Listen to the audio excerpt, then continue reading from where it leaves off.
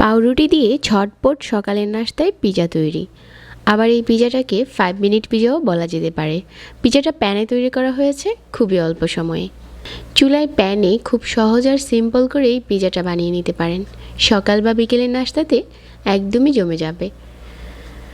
পাউরুটি দিয়ে pan pizza তৈরির জন্য আমি এখানে 4 পিস পাউরুটি প্রথমে ছোট ছোট টুকরো করে কেটে নিচ্ছি। টুকরো করে নেওয়া পাউরুটিগুলো একটা বাটিতে নিয়ে নিচ্ছি।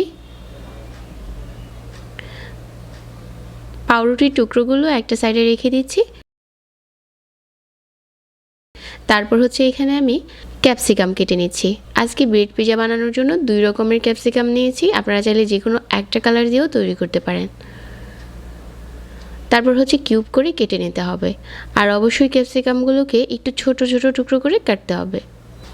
ছোট টুকরো করে কেটে নিলে এগুলো খুব তাড়াতাড়ি কুক হয়ে যাবে। তারপর একটা বাটিতে নিয়ে নিচ্ছি 3টা ডিম, আর এখানে 1 চা চামচ দিয়ে দিচ্ছি চিলি ফ্লেক্স। পরিমাণ মতো লবণ দিয়ে দিচ্ছি। তো ডিমের সাথে এই চিলি ফ্লেক্সটা খুব ভালো করে মিশিয়ে নিচ্ছি। আর যদি কেউ ঝালটা স্কিপ করতে চান তাহলে এখানে কাঁচামরিচও দিতে পারেন। তারপর টুকরো করে নেওয়া পাউরুটিগুলো দিয়ে ডিমের সাথে মিশিয়ে নিচ্ছি।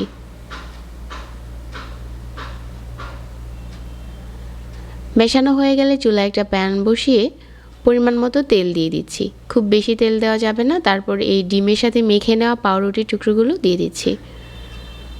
আর প্যানের মাঝে খুব ভালো করে ছড়িয়ে দিতে হবে। তারপর দিয়ে দিচ্ছি চিজ। চিজ যেরকম খেতে চান ওরকম দিয়ে নেবেন, কম বেশি করতে পারবেন। তারপর দিয়ে দিচ্ছি রেড কালার আর গ্রিন কালারের ক্যাপসিকাম। উপরে আবারও চিজ ছড়িয়ে দিচ্ছি। আর ঢাকনা দিয়ে ঢেকে দিচ্ছি 5 থেকে 6 মিনিটের জন্য। এ সময় চুলার আঁচ মাঝারি রাখতে হবে। মাঝারি আঁচেই এই পিজাটা হয়ে যাবে। 5-6 মিনিট পর খুব সুন্দর করে কিন্তু চিজটা গলে গেছে। এখন উপরে কিছু টমেটো কেচাপ দিয়ে দিচ্ছি যাতে টেস্টটা ভালো আসে। আর এই পিজাটা এখন গরম গরম পরিবেশন করার পালা। খুবই অল্প সময়ে একটু সিম্পল করে আর খুব সহজ পদ্ধতিতে পাউরুটি দিয়ে প্যানেই পিজাটা তৈরি করতে পারবেন। আশা করছি আজকের এই প্যান পিজার রেসিপি ভালো লেগেছে সবার কাছে। আরও এরকম নতুন রেসিপি পেতে চাইলে চ্যানেল সাবস্ক্রাইব করে রাখবেন। সবাই অনেক ভালো থাকবেন। আজকে এখানেই বিদায় নিচ্ছি। আল্লাহ হাফিজ।